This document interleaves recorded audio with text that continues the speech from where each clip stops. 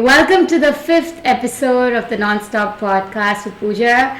And with me, I have Lizze, the very splendid Lizze, a very young rugby champion, a social media marketer, to say the least. And I will let you introduce yourself, Lizze. Who are you and why are you with me? Okay. I'm Lizze. I play rugby, and I'm also a social media marketer. And as to the question, why am I with you today? Yeah. Obviously, we met last night. Yeah. At a Women's Connector event. Yeah. And then you invited me here. Yes. So today. Yeah. And I have to tell you why I invited her here today, because I thought she's one of those women that actually truly moved me, and I wanted her to tell this a little story. And so Lizze has been into rugby. For how long, Lizze? And how did you get into the sport?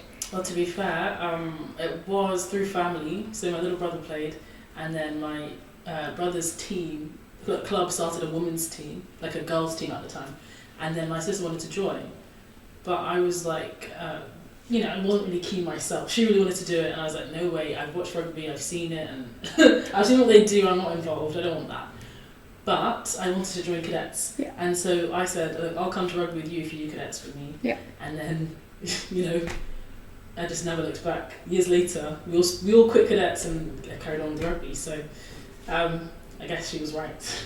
Yeah, I think that's incredible. I think everybody starts a sport with like an accident, and most of us here, have tried to be good at it, but some of them are good at it, and you're one of them that are good at it. So, so when did you start, and what are the leagues that have you played? Where have you traveled? Let us know a little bit on that.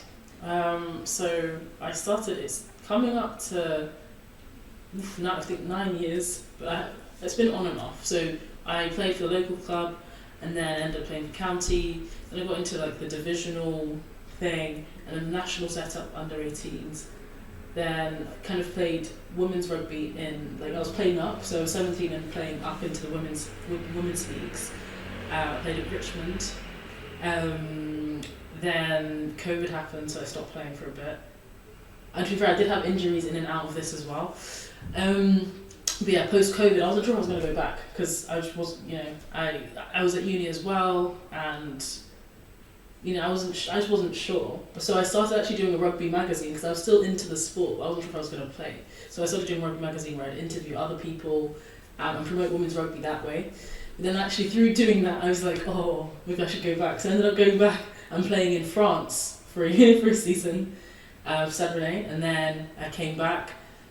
Joined Saracens, and then London Irish, and then from London Irish I got scouted for a professional sevens team, which I currently am with now, which is cool. Okay, that sounds so incredible. Like I'm like, you're like, yeah, I've done this and that, and I'm pretty much a little pro. So I come from a world where we do not know what rugby is, but we are quite ignorant that way, because we have such a big sport in the name of cricket, which is very formidable, and we love it. So I'm sure rugby is a huge deal of a sport in this side of the world, in the West. If you have to explain rugby to dummies or rugby to young girls who are probably listening to this, or to some rugby moms who are listening to this, how would you describe the sport? What would you say is, okay, it doesn't matter whether you understand it or not, but you need to know these lingos in rugby when you're going and watching it. What are these lingos? Ooh. I put you under the bus. Yeah, this is a tough one, just making rugby simple. Yeah. You start with the ball in the middle. Yeah. You've got two teams. Yeah.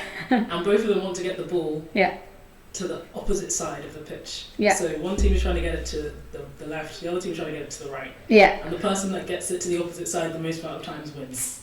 Okay, and how many times do you typically, do you have a time cap to play this? And oh yeah, you have 80 minutes to play. Yeah. And you stop each other from scoring by tackling each other to the ground. Okay, that sounds very similar to a sport that I've played, ultimate frisbee, but I'm sure it's twice as hard. So Can you tackle an ultimate frisbee? I no, I think we can defend, but it's a no contact sport again. But is rugby a contact sport? Mm-hmm. Yeah. I mean, there's different variations. You can Yeah. play touch or tag rugby, so you Yeah. don't have to tackle, but Yeah. I tackle. You tackle, yeah. So the next question is, which position do you play in rugby? So I play like strike prop. So I don't know what that would mean to someone that doesn't get rugby. So in sevens, there's like 3 forward players, Yeah. and then there's 4 backs. Yeah. And so I'm one of the forwards generally, and sometimes I'll be a back. Okay. All right. So, Okay, so you're a forward. So I think I pretty much resonate that with football terms, and yeah. I'm sure you're quite evident, yeah, in the game. So in terms of like having picked it up, what have some of the main challenges been? Like, you have been raised in London most of your life. You're pretty young, and you went to uni here, Mm-hmm. I assume. And what are some of the main challenges that you feel you have faced? Have you faced some kind of like obvious like funding issues? Do you think it's an expensive sport? Do you feel that it's looked after enough in this country? What do you feel on those aspects? I think it's not particularly expensive as sports go, because I think, well, the way I see sports, I see them like there's essentially 2 types. There's like the mass market sports, which are quite accessible, and then there's more premium sports that aren't. And generally, team sports are more mass market, and individual sports would generally be more premium, just by just the economics. So imagine if you have a coach that wants to earn like say $200 an hour. If you're only coaching one person, that $200 has to come from one. But if you're coaching 30, that $200 is split into 30. So team sports are generally more accessible just because there's more of you, so the coach can split the costs. But I think funding, there's a lack of funding in women's rugby compared to the men's rugby, because it's just behind.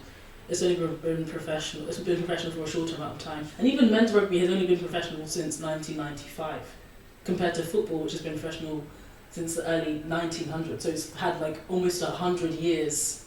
It's had 100 years kind of a head start on rugby. Yeah. So rugby in general is quite a young professional sport. I think with women, like you'll see a lot of women have to pay for a lot of their own expenses for kit and travelling, whereas I see the men tend to get things paid for.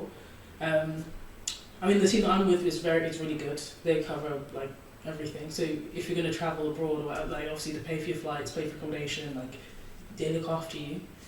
But that's quite rare. I don't see another sevens team that does that at all in the UK for women, even for the men, actually.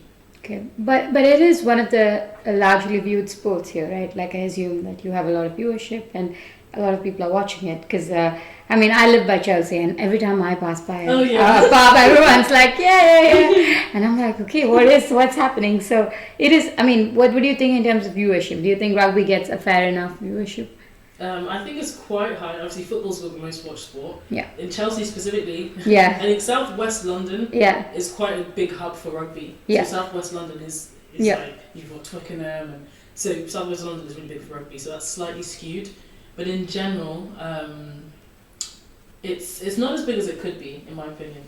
It's not as big as it could be. I think globally we've got a lot of participation, and obviously the northern hemisphere and the southern hemisphere, like South Africa and the Pacific Islands and stuff like that, Australia. But I think it could be bigger.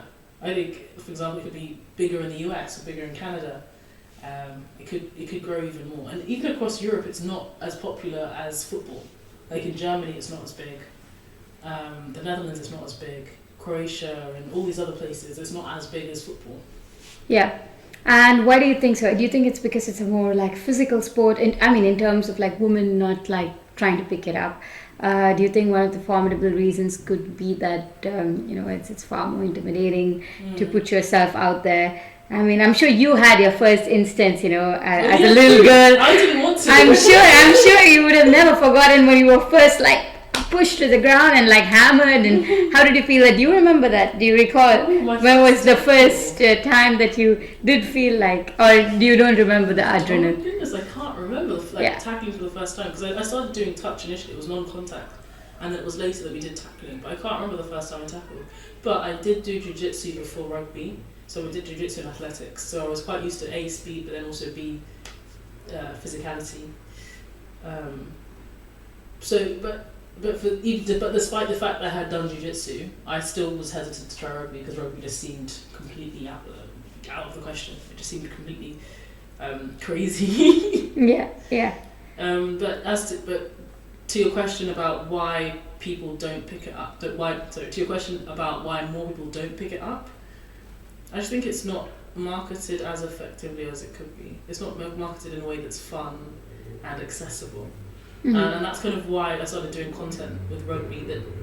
And that's kind of why I started doing the type of content that I was doing, because I was trying to make rugby fun and accessible. Like, how could someone that has no clue about rugby watch a video with the rugby ball in it and still gain value from it, still be entertained or still learn something? So I think that's the key, because like you said, there are loads of these rugby terms that then exclude a lot of people and stop it from growing. Whereas football, it seems like anyone can look at the sport and pick it up straight away. Yeah. I think rugby could be the same in terms of, like, when you look at parks as well, those are kids always playing football in a park. They'll set up a game, and you don't see that with rugby, but it's very in the UK anyway. You don't see that with rugby in the UK, and it's really possible. So I play around with rugby ball a lot in the park, and every time I do, someone always comes, oh, what's a girl like you playing rugby, or what's a girl like you playing rugby ball? But it's funny, whenever I go out and play by myself, and I always end up playing with someone always ends up coming in and joining. So it's really funny. Yeah, I think it's incredible to learn about a sport and also understand why and how it's not gotten where it's gotten. I mean, many sports of today's time, I mean, I'm sure a lot of people have a misconception about the fact that golf is was for elitist, and now a lot more people are picking it up because it's trying to become far more accessible.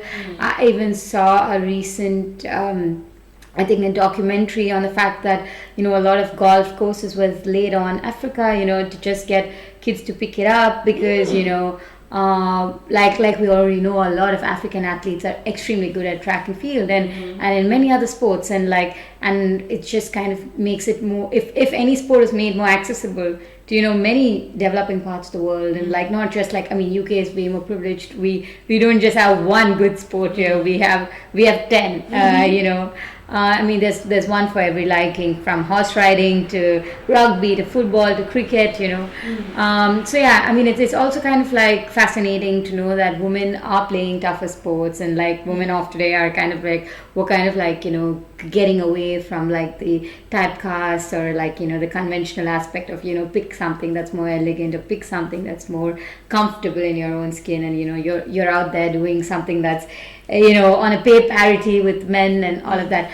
Just also trying to understand, because you've been in sports all your life, and you kind of enjoy, the fulfillment of being on the field and sweating on the field and getting out there. I also want to know what goes behind the preparation, because I'm sure people listening to it, people who want to take up a sport, who can think that they can be a pro athlete, or you have about 20,000 followers on your socials, and I'm sure you have built it very organically, and it was not over many years. It's just probably in the recent past, because you pivoted to also taking rugby as not just your sport, but also kind of you saw that there is potential for it to grow and for people to know about it, and if people kind of pick up interest in it, and then it's not just a way of life for people who are in rugby, but people who are also trying to get into the sport.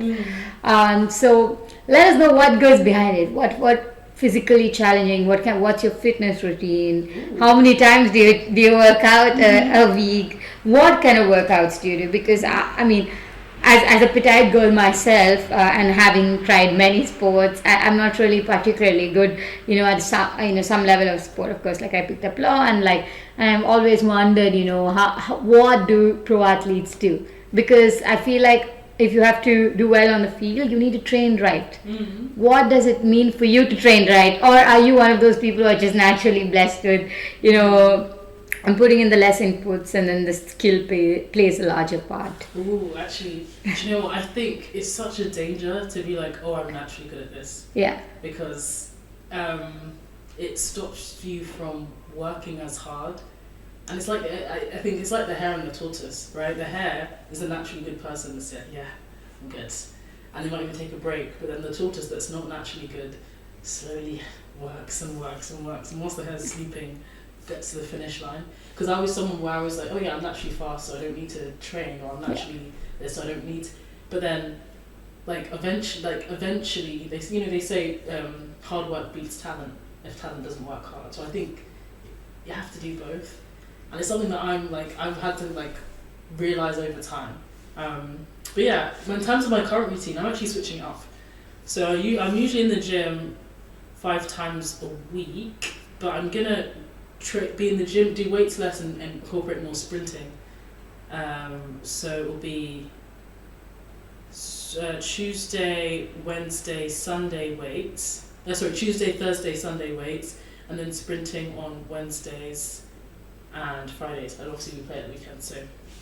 But yeah, that's what I'm going to be incorporating, and then just doing handling regularly, every day. So,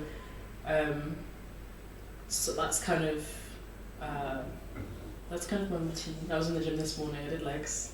So you spend a good 3-4 hours a day training either on your skills in terms of the sport, or you're in the gym doing your routine in terms of weights. Weights. Yeah. And what do you think? Because I'm sure for every sport there is different kind of training that goes into, like you say, sprinting is very important, and what kind of weight training goes into it? Is it the general a gym training where you focus on your glutes, you focus on your you're gonna focus on kind of your your calf and your upper body, because I'm pretty sure rugby is a more prominent upper body sport as well, as much as it is a lower body. Yeah. I think 15 rugby is a lot more upper body based. You have, just look at the players and you can kind of see the trends of 15 players generally have really strong upper bodies. Yeah. The sevens players, it's a mix. Some have good strong upper bodies, but they also have strong legs because you're sprinting constantly, which is why I realised I need to incorporate more sprints into my training, because you need to be constantly sprinting. And in terms of the weight training, it's really funny because I started training with bodybuilders for a bit. And so I was doing that whole, glutes this day, hamstrings this day, quads this day. But that's really bad for your athleticism. Yeah. I remember doing a fitness test after training with bodybuilders for ages, and I couldn't jump. There was just no air. Yeah. I was whoa, this has to stop. Yeah. So you have to incorporate kind of athletic training as well, so with jumps and bounds and all that stuff. But that's really cool. That kind of goes well with sprint training. So yeah, it's really interesting. But I do kind of like both, because I used to not rate bodybuilders at all, because I thought it was vain and pointless, just to train to pose in the mirror. But when I started to spend time with bodybuilders, I realised that they were quite disciplined. They kept their routines. Yeah. Their diet was on point. They ate better than most athletes that I'd seen. Obviously, sometimes it can be a bit extreme when it comes to going on the stage. They're eating a tiny amount, but in general. They eat very well, and they meal prep everything, and so I realised there was actually a lot that I could learn from them. So yeah, I think kind of you can always learn from people, and that took meeting loads of bodybuilders, having not rated it before, was really powerful for me, because then it shows that you can change your mind and you can learn new things from anyone. Yeah, that comes also with another question, what's your relationship with food? I'm sure, as an athlete, you're forced to eat well, and you're forced to have, your protein intake and all this regular jazz. But what's your relationship with food? What do you think should be an ideal thing? Do you think everybody should have a weighing scale where they weigh their food? Are you really into the maths like that, or are you somebody who thinks that, okay, as long as I get in my protein, I'm fine? What do you? How disciplined are you with the food? Ooh, yeah, I haven't gotten the scales out for food yet. Yeah. that's not been me. Yeah. In general, I don't count calories, but I just focus on protein. So at the moment, I'm having 100 grams of protein a day, and that's through shakes and food. So that's it really. I'll make sure to eat as much fruit and vegetables as possible, whether it's fruit juice or having it with a meal or having fruit as a snack. But yeah, I'm pretty, I don't know, my relationship with food is pretty is pretty neutral. I think some of it's really tasty, and some of it I just eat just to get the nutrients that I need. Yeah. And well, we have to also tackle the final part of this whole aspect of being a sports woman, which is the mental strength, right? Like, I mean, what's your relationship? How do you, I mean, because you've been playing the sport since you were a kid.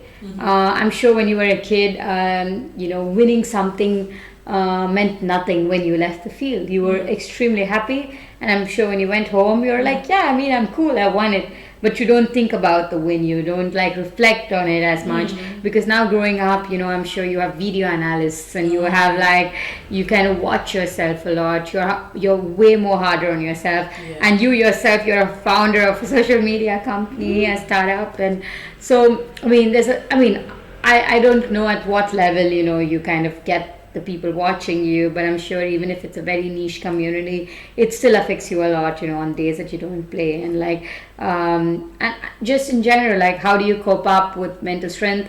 Because you're also a coach, right? I was the coach, as I told you last night. I actually coached for the first time on Sunday, just to help out, the owner of the team.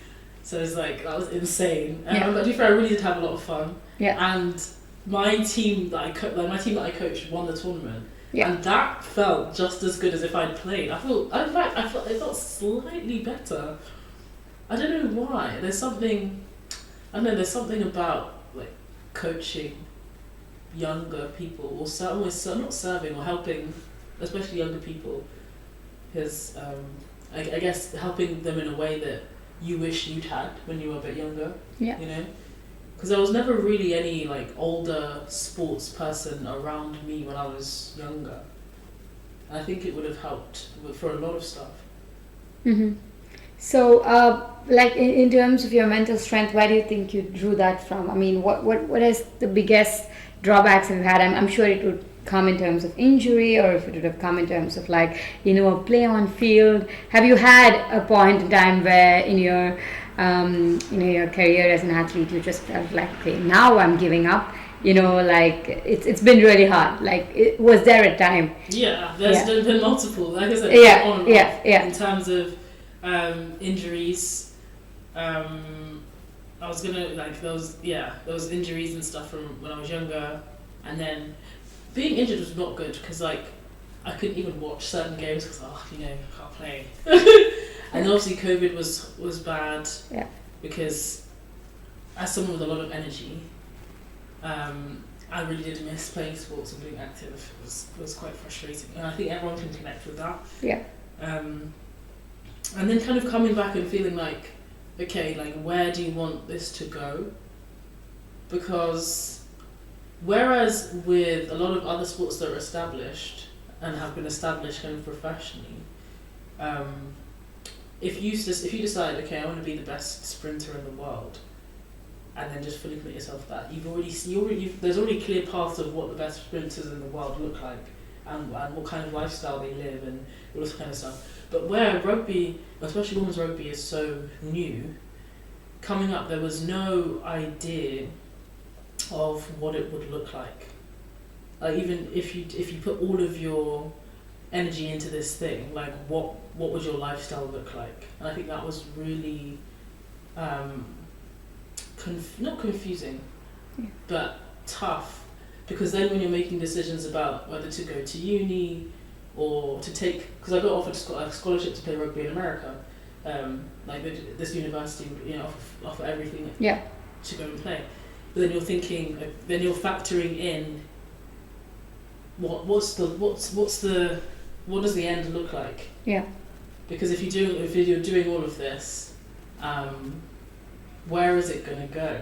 Because there was no blueprint. It was changing so quickly. Even now, women's rugby is changing so quickly. It could look completely different in 3 years' time, 5 years' time, in 10 years' time. Who knows? So I think that's the most interesting thing about women's rugby, where it is right now. Because if you decided to pick up any other, like most other sports, you can kind of know, okay, this is what it looks like. This is what it looks like. This is what it looks like. But with women's rugby, you don't know. I think that's in many upcoming sports, right? Like you do not find a kind of an idol to look up to, a kind of like, somebody that you, I mean, not even in terms of like ethnicity, or not even in terms of like relatability, but just in terms of like, okay, give me 10 names, who I can relate to, who I can make like, because sports is also a very like suspectable area of life where there is still not a lot of funding involved. There is still a lot of like a lot of it depends on the viewership, on how well it's marketed, and today's time when there's so much of competition in terms of like just like different online platforms, different like viewing these online streams, and then there is like the regular television. And where does your sport stand? How far can you be reached? I mean, that brings me to my next question. So who was your idol? Like, who did you look up to? Did you have any kind of references? Oh, of course. In terms of like top rugby players, like growing up, there were I knew loads of top women's rugby players. But my point was though, in terms of when I looked at the best rugby players in the world versus the best other athletes in the world, it was just a whole other universe. It's like, but I think that's changing so much now. So, like for example, the stadiums are starting to fill out, and it's being streamed on TV, and that's incredible. So I think that's really good. To get more exposure to the sport, because I just think more people should be in it. It's really fun. And teaches you good values, and you meet some great people. So So who was your superhero? So I was gonna say the people that I really liked. In terms of just rugby players or everyone? Yeah, somebody you just like. I mean, one rugby player, and then one player. I mean, anybody that you kind of like reference. Okay. Who did I like?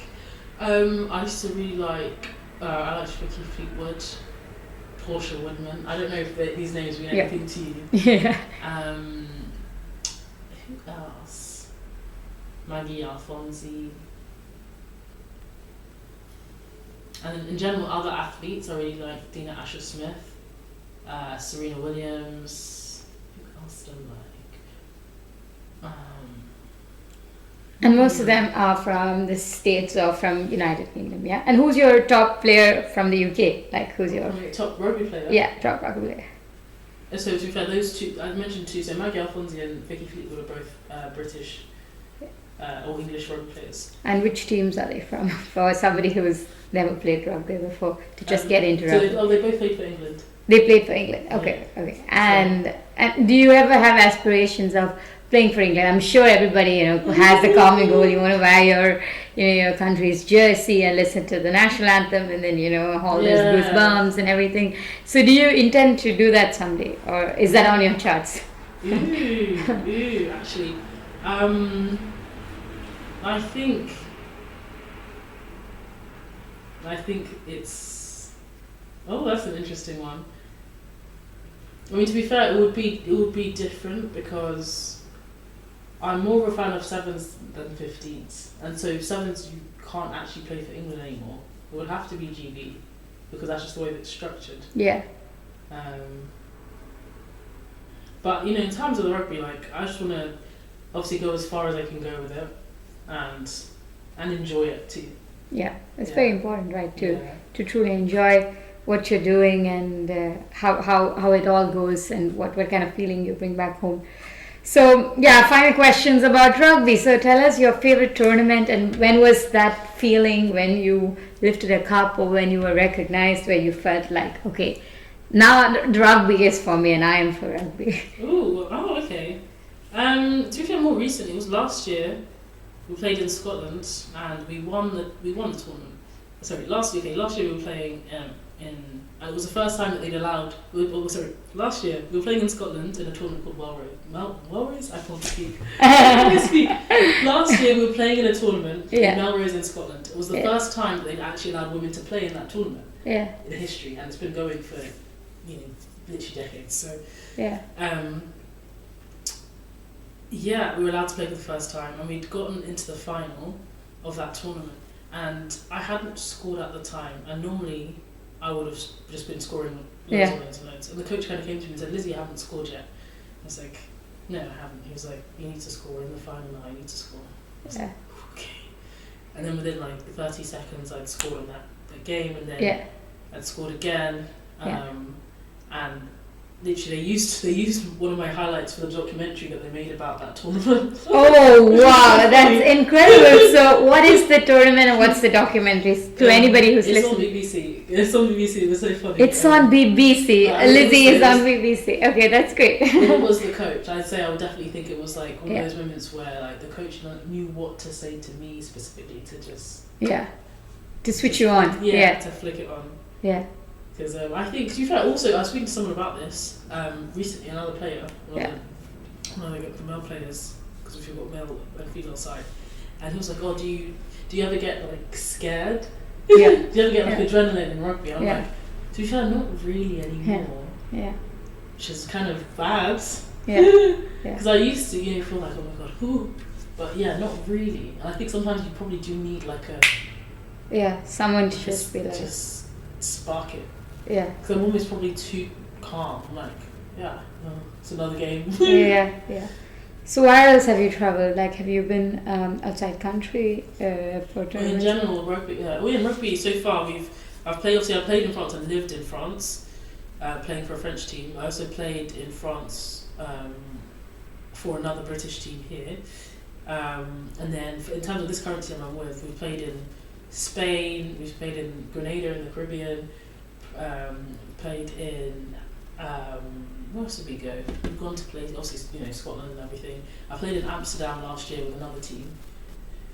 Where else have I been? And this summer we should be in Portugal, Denmark, the Netherlands, hopefully Dubai, and Spain again. Wow, I mean that's great. Like, I mean that's already that you're putting rugby and yourself on the map. So that's incredible. But with that, we have to wrap up the rugby topic, because you are much more than rugby. You are a boss woman. Oh You're the go-get girl as well. You do have a side to that, and I must say to the viewers, they always say you can never ask the woman age, you never say the woman age. But Lizzie, my friend here, is 23 and she has her own company, and it's not just anything. It came out of your pure passion and your wisdom of wanting to put rugby on the map. Mm-hmm. So tell us, how did you start this company, and what motivated you, and what do you do? Which one? So you're talking about Rockstars? Yeah, both. You have Rockstars and then you have the social media account. Oh yeah, the social media. Okay, to be fair, obviously I just got into social media more to promote rugby, and initially, as I said earlier, I was just interviewing other people in rugby, and I would never show my face ever because I just wasn't into it. But I'd interview people, put up their videos, repost other people's videos of them playing. I'd write articles about others and do match reviews, and I had someone else writing for me as well, and that was just taking on. It was nice. It was getting some good traction within the community. And then someone said to me that usually when you have a brand, if there's a face, it will grow quicker. So obviously the brand was Rockstar Magazine, and ideally I wanted to have like a streaming app for women's rugby, because there was a lack of streaming. Yeah. And then streaming app, magazine, like a whole ecosystem. So when they said put a face on it, so that was going to be Rockstars. So I made Rockstar Lizze as an account just to promote rugby in general and see what I could do this similar thing. And then obviously it kind of blew up and started to work with these brands. I got these opportunities, and I also just realised it could help people. So people would DM me or saying, "Oh, my daughter wants to get into rugby. What do you think I should do?" Or what's the people would just ask me these kind of questions. And I was like, okay, cool. I realised it's actually reaching people. Or someone said, "Oh, I'm going to start rugby now because I've seen these videos and they're really funny." I'm like, okay, cool. This is good. And then I just realised I liked the social media aspect of it as well. I really like systems, so I like when things just make sense. So I started doing some consulting as well. And I worked with on the consulting side. I've done with a range of different businesses, like a dating app and stuff from a company. Worked with dentists and stuff. But I think it's best to work with people that like you align with.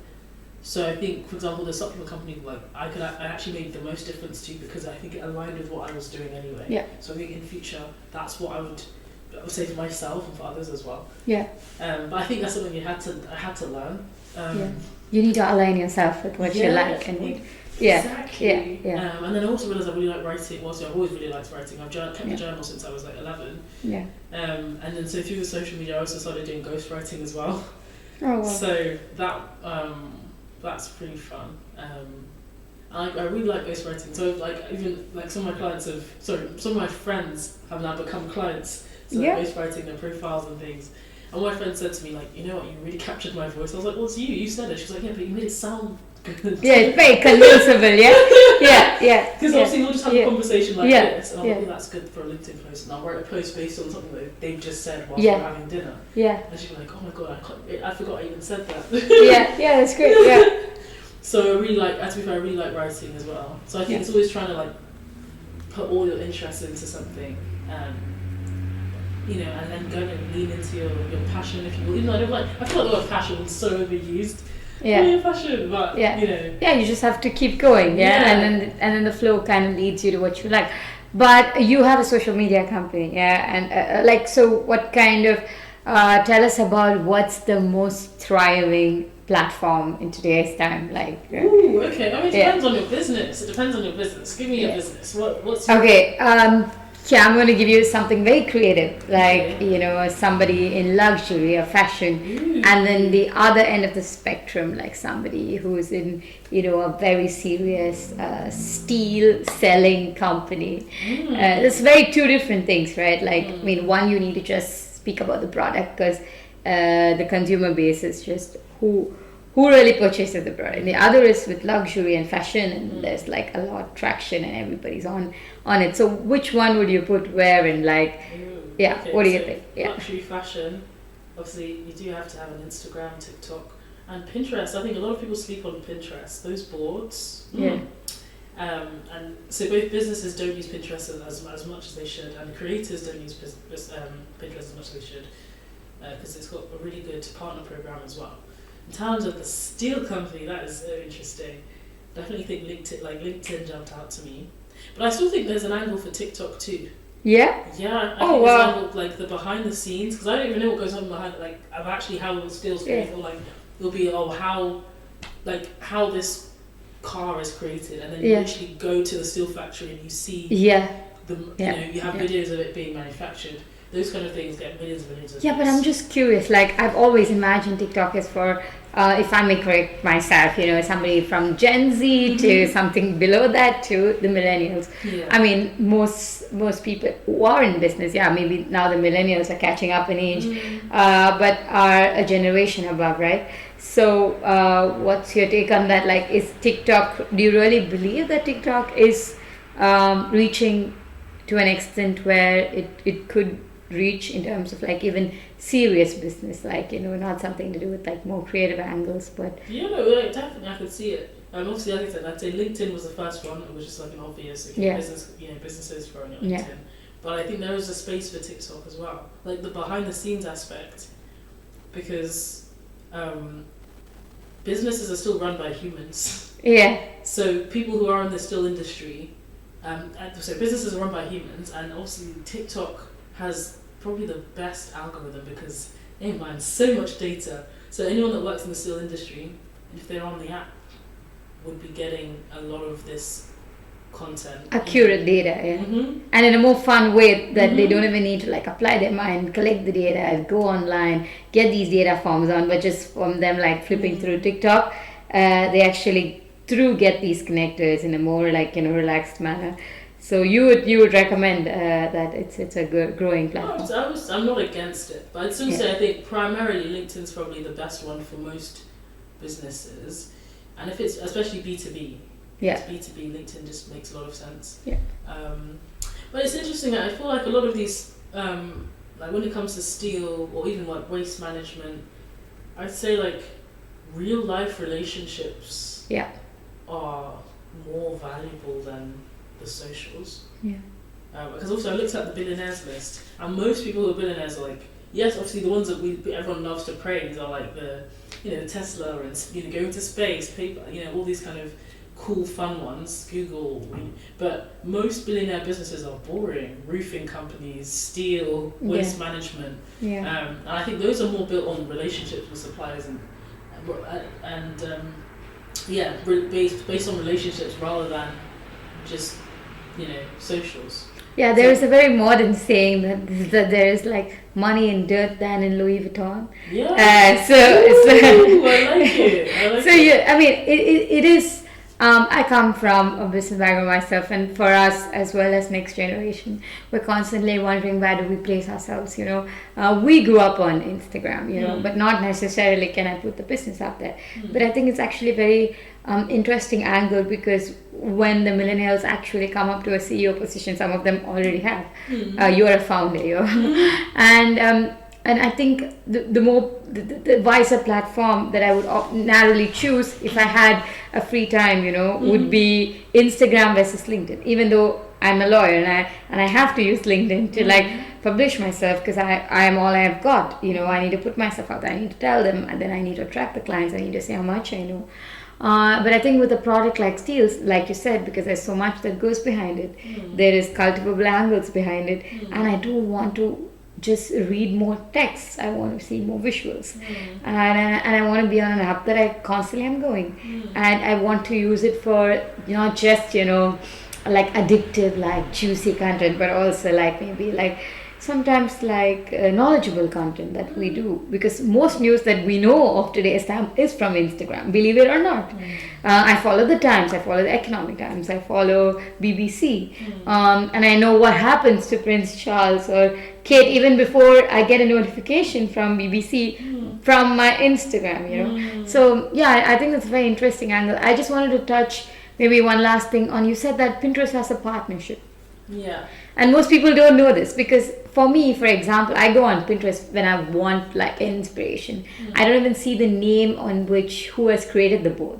I just go see the content. And so I think the credibility or the credit aspect of things there is far lesser than I would see a handle in YouTube or Instagram or TikTok. Because you don't necessarily recognize the creator. Yeah. But yeah, that's true. That's interesting as the consumer angle, actually. Yeah. But every time you click, it still benefits that creator. Every time you you interact and engage. Okay.